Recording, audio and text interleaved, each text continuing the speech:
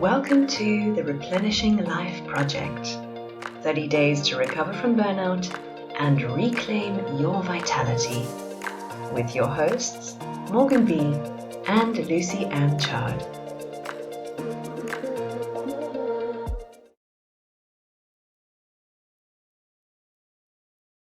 Hi, and welcome to the Replenishing Life Project. I'm Morgan B., and I'm here with my lovely co-host, Lucy Ann Chard. Hi, Lucy. Hey everybody. Hi. We're very happy today and very honored to introduce our guest, Michelle Vandepas. She's co-founder of GracePoint Publishing and co-founder of the Matrix Author Academy, online co-working space, and business mastermind. She's a multiple best-selling author, TEDx speaker, and a TEDx Speaker Coach. She's a visionary marketer who combines creativity with smart business sense to unleash the power of her clients. Michelle has been featured in numerous media outlets speaking about her passion for purpose and profit. Hi, Michelle. Hi, that was great. Thank you. So wonderful to be here. So tell us a bit more about you and the work that you're creating in the world. Oh my gosh. Okay. That's a big question. So Yeah. I really love exploring purpose and how that comes into our work in the world and what that intersection means. And really, I got there because I spent years chasing my purpose, right? I think so many people in their 20s and 30s and beyond are always like, what am I supposed to do in the world? How am I supposed to live my purpose in the world? And so I spent really a couple decades digging deep for myself in that process. And I came to understand that we all already live our purpose. It's just we think it's something outside of ourselves. And the more we can really dig into our own purpose and be comfortable with what that is, the more that will naturally come into whatever work we do in the world. And so my big purpose for myself is to help other people feel comfortable in whatever their purpose is. And then I choose to do that through publishing and creativity and business and entrepreneurship and so forth. That's so exciting, Michelle. Thank you so much. I'm really curious. So, when you're talking about finding purpose, this is something that I've struggled with throughout my adult life, is looking outside of myself for a sense of self. And I think for me, that really, that's been something I've grappled with. And it's also been a real, where I've leaked a lot of my personal energy. So I'd love it if you tell us more about what it is to kind of dig deep into connecting to that purpose. How do you do that? Yeah, great question, Lucy Ann. So I think for many of us, we've been taught or we think that our purpose is our job, right? So it's like, I'm going to be a nurse. That's going to be my purpose. That's fulfilling. Or my kids are my purpose and that's fulfilling me, or whatever it might be. And I like to come back into who we are being in the world rather than what we are doing in the world. So if somebody is exploring purpose and wants to know how to really live your purpose, I would say, and this is my languaging, how do you express your love out into the world, right? Mm-hmm. And so that might be, I'm a caregiver. I love looking after people, and I really love looking after kids more than adults. Then maybe you could take that inner being and become a pediatric nurse, a child care provider, but those are choices. How you implement that out into the world is a choice, right? So some of the things that are being purposes, if we want to put labels around it, might be something like caregiver, teacher, leader, all kinds of things. I actually have a whole marketing archetype piece around this. Mm-hmm. And it is how you're being before you go how you're doing. And so if you resonate with something like leader, and you're like, yeah, that feels right, then you have to own it. Because what happens is so many of us go, well, I'm not a leader yet, maybe someday. Mhm.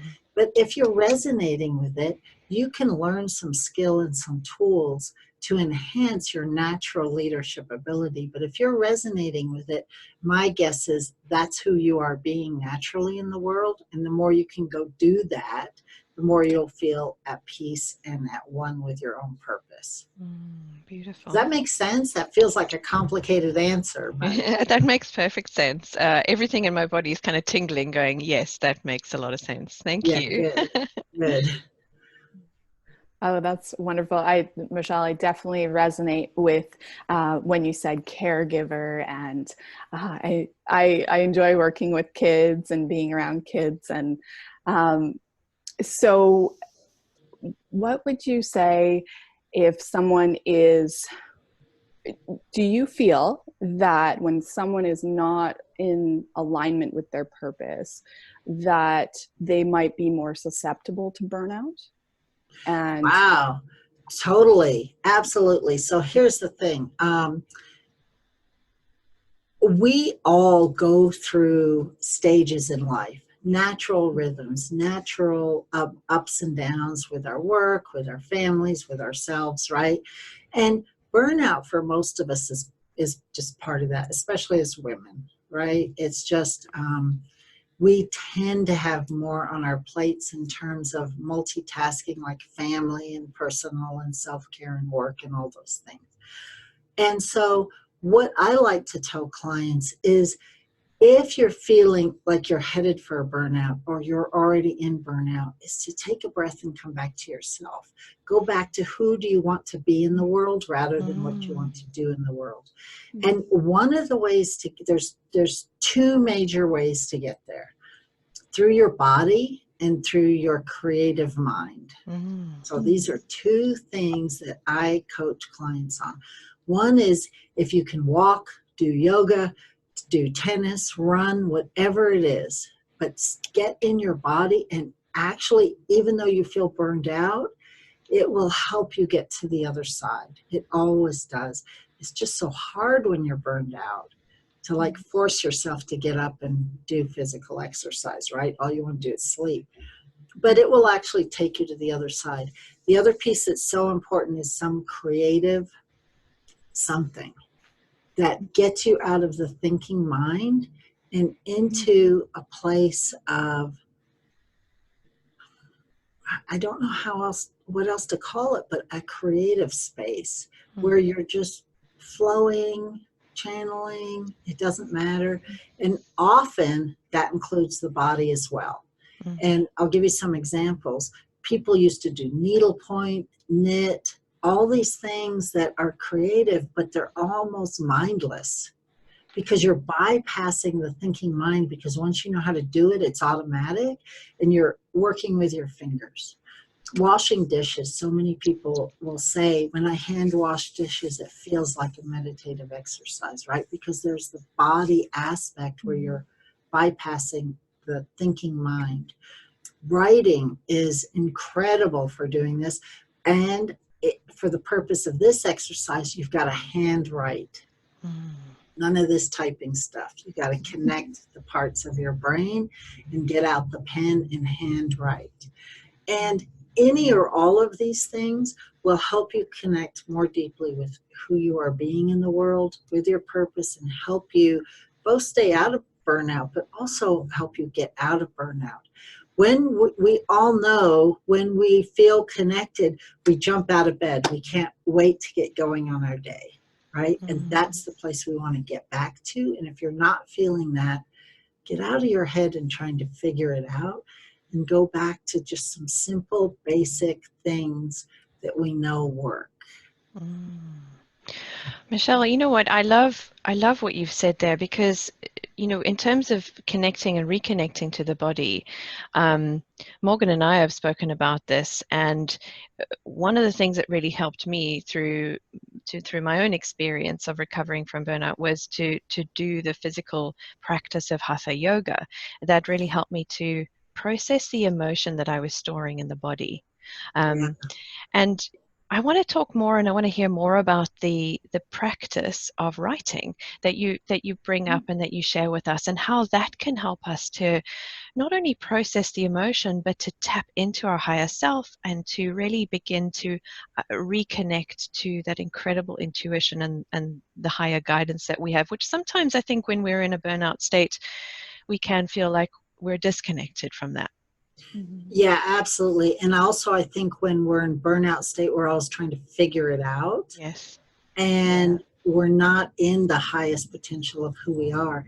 And so I have to credit Julia Cameron. I've interviewed her a few times. I've been through several of her programs in person with her. She wrote The Artist's Way and like 21 other books.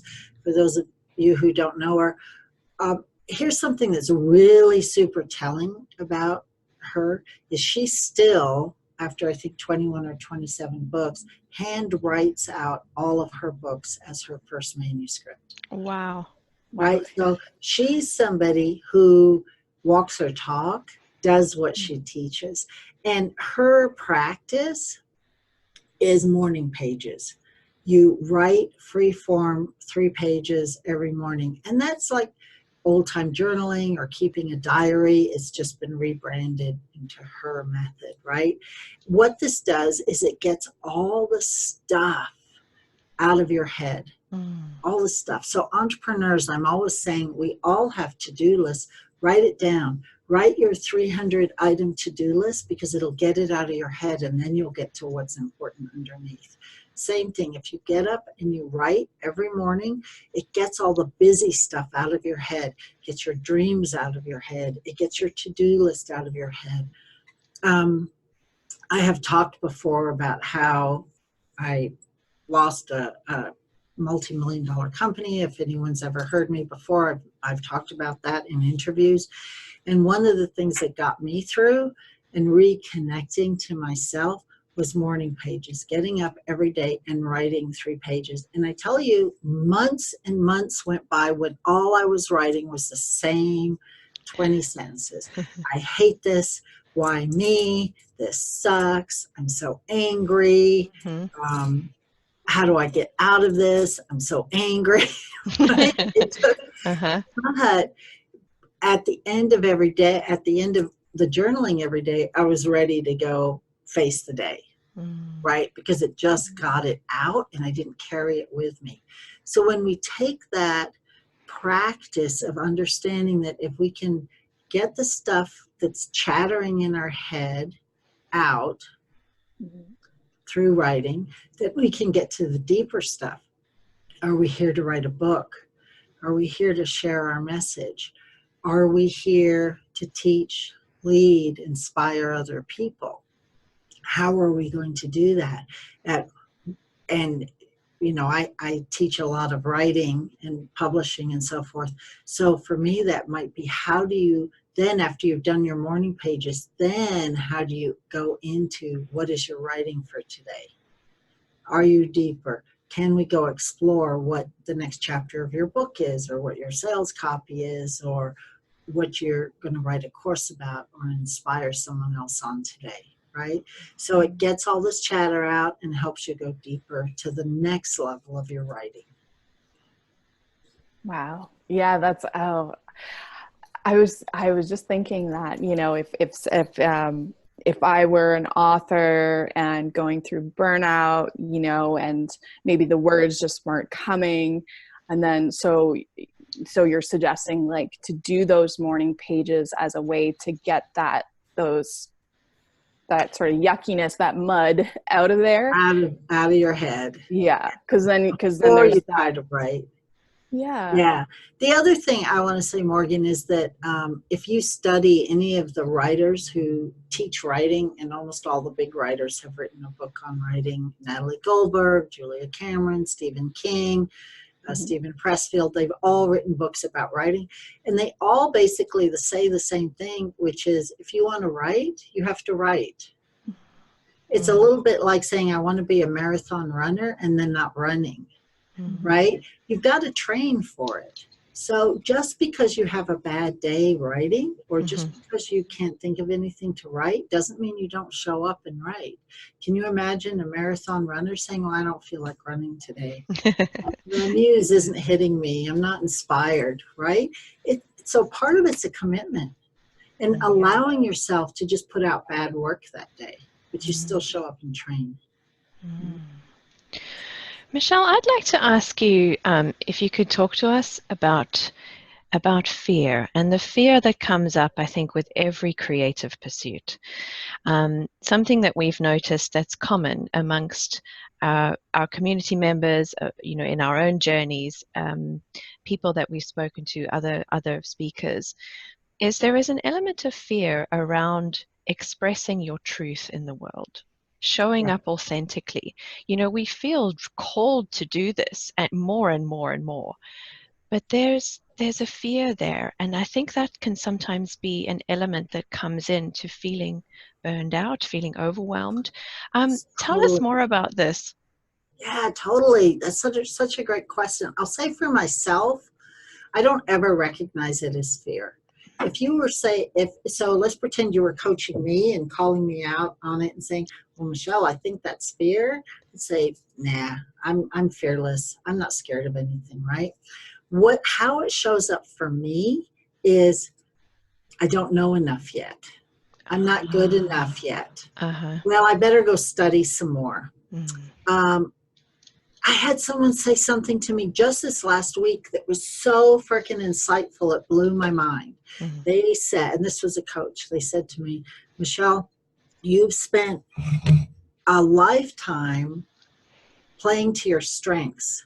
Now is the time to also start strengthening some of your weaknesses and bringing that into your work. And I'm like, wow, that's like mind-blowing to me, right? Because we're always taught to stay in our strengths. And here's why I think that's associated with fear. As I go into publishing and the company in 2020, I'm going to a whole nother level about getting people into mainstream media. Right? It's just an example for me. And in the past, I would always say, well, that's not my strength. I'm going to let someone else do that. And now I'm thinking, maybe I've just been scared that I don't know how to do that I'm not good enough, that I can't help my authors. And now I'm thinking, that's just something I don't know yet that I need to strengthen and learn.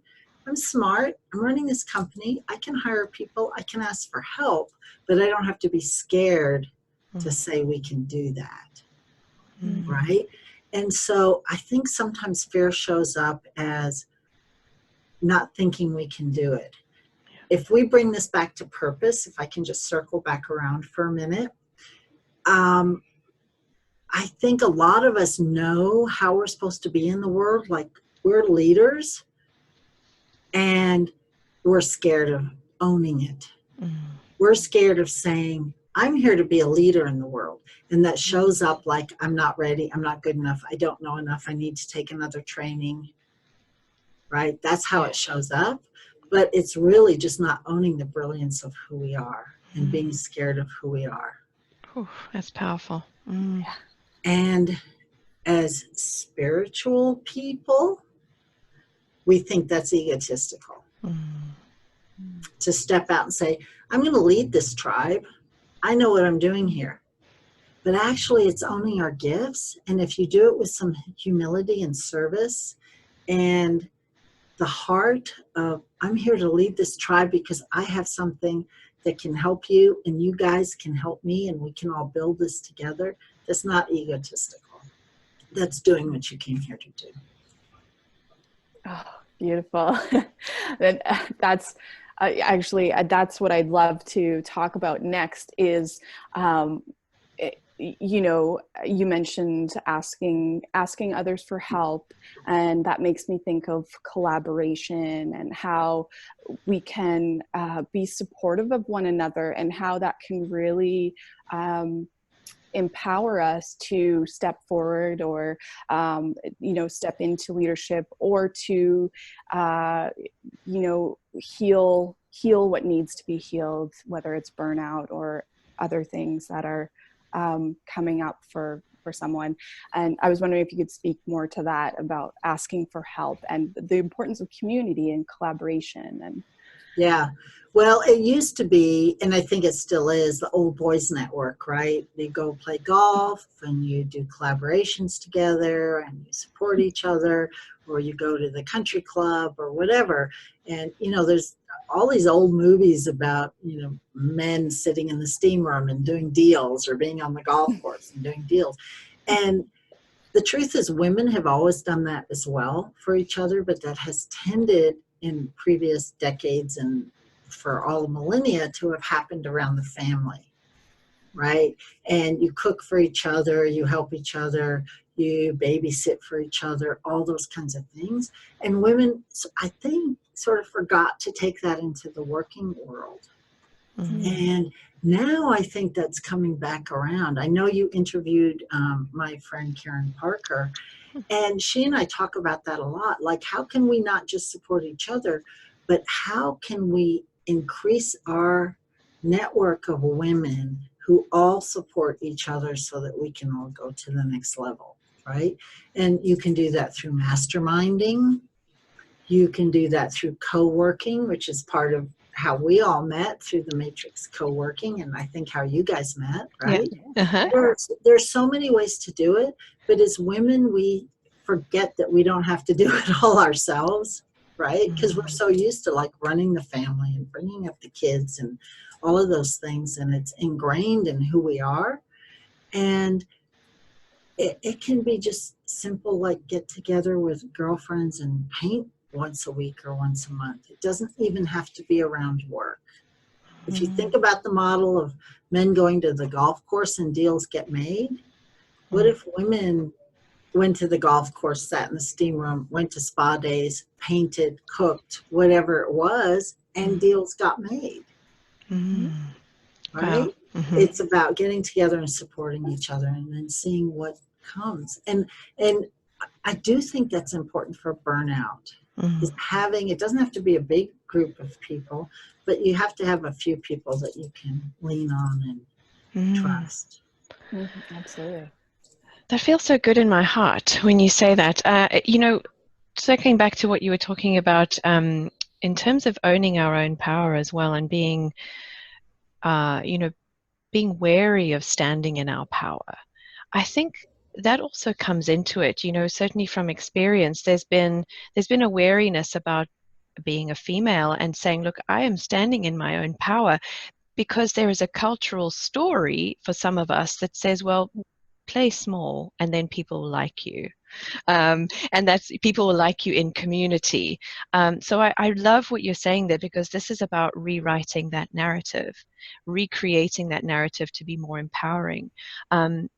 And I love how what you're saying is speaking to tapping into community and tapping into our collective creativity to rewrite that narrative. I love the collective creativity. That's a whole nother subject when you have me back on. But I will say that one of the things too that tends to burn out women is we get these creative ideas and then think we're supposed to act on all of them. And there's a collective creativity that if you don't act on the idea, it's going out of there in the universe. Someone else will pick it up. It's not our job to do it all every day. Thank you. Yeah. Note to self. Thank you. Yes. As we're speaking, I'm reminded of, and you sort of touched on this a little bit, of my tendency, and I feel also for women, the tendency of like over giving. And Lucy mentioned the like people pleasing and stuff like that, and also this idea that we don't have to go it alone.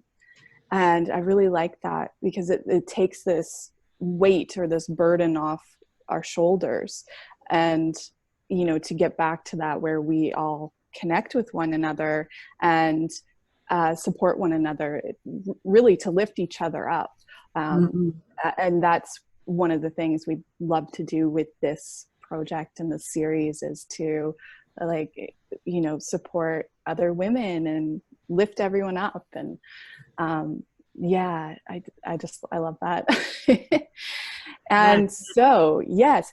So are you, do you notice any sort of trends lately that you're seeing in, with female business owners and female creatives and authors, or people that are wanting to write a book? Is there any sort of shift that's going on that you can sense, or coming into this new year?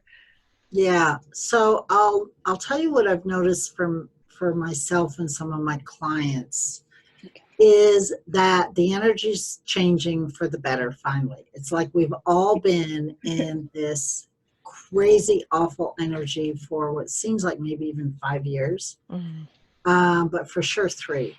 And the energy's shifting. So I don't know if that's astrologically or politically or climate change or what it is, or just that I'm feeling it. But the energy feels better.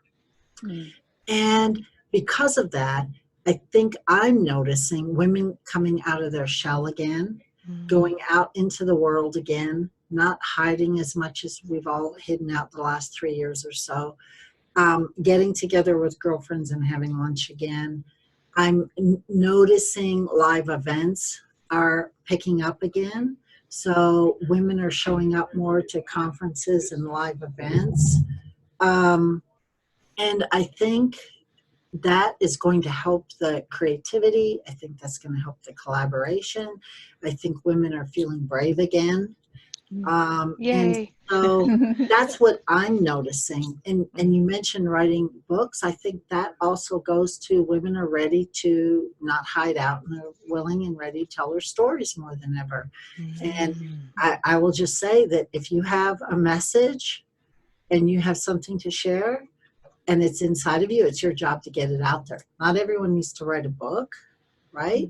You can write a book, you can write an ebook, you can write an article, but you could do a YouTube series. You could do a series like this. You can teach, you can go share your story at an elementary school. There's so many ways to do it. But if you are called to get your story out there or to share your message, this 2020 is going to be a great year to do it. The energy feels really good. Oh, Nice. thank goodness. It feels so good, doesn't it? I feel like you were saying, like we've been in this treacle for the last 8 years. Yeah, 8 years. Yeah. It's like, come on. And it really does feel like it's shifting. So, Michelle, tell us more. If there are people in our community who are feeling this incredible inspiration like I am, that they have this message they want to share, they want to work with you, they want to write a book, they want to share their message. So how do they go about doing that? Tell us a bit more about what you're offering. Yeah, well, the first thing is I've put together a free gift for your audience. Yay, thank you. Just because I think people who feel like they've been burned out or they're worried about burning out again need just some, hand holding about some specific tips. So I've got all that on a tip sheet for you guys, and that's at thematrix.world/replenish.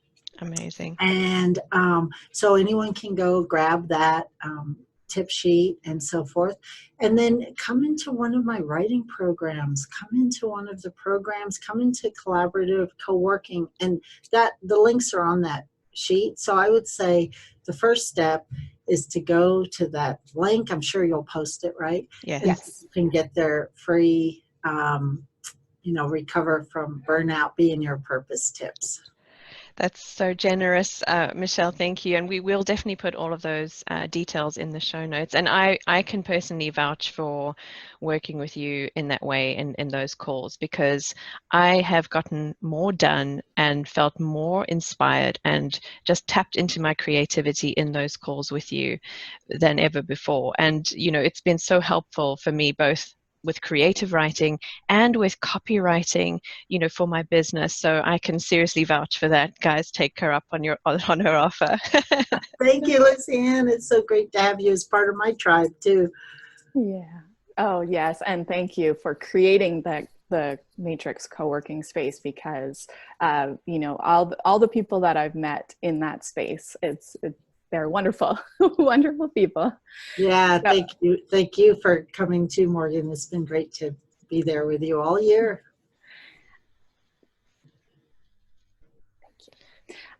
So if you could send one sort of question that we're asking all of our speakers is, if you could send a supportive, loving message to your younger self from 20 years ago, what would you say? That's a great question. I think it is, so I think I would tell myself to know that all the rough times will turn into wisdom and it will all be used. It's all okay, right? Mm. It's just wisdom you're going to bring. But don't let those rough times and that polishing stop me from going really big or what I want to do. I think sometimes we get beaten down a little bit, then we shrink. And that's our challenge as women, right? When we're in burnout, then we shrink. We have to still keep pushing to be who we're meant to be. It doesn't mean big multi-million-dollar businesses or whatever. It just means be who we're meant to be. Mm. Beautiful. So powerful. I love that, the idea of it being polishing and that it will be used for wisdom. Thank you. I'm gonna digest that. Thank you. Thank you so much, Michelle. It's been an absolute honor and an absolute pleasure to speak with you and to have you in this space. We will put all of your details in the show notes, and just thank you so much for being here with us today. Yay. Thank you guys. Love you guys. And I'll see you inside the matrix.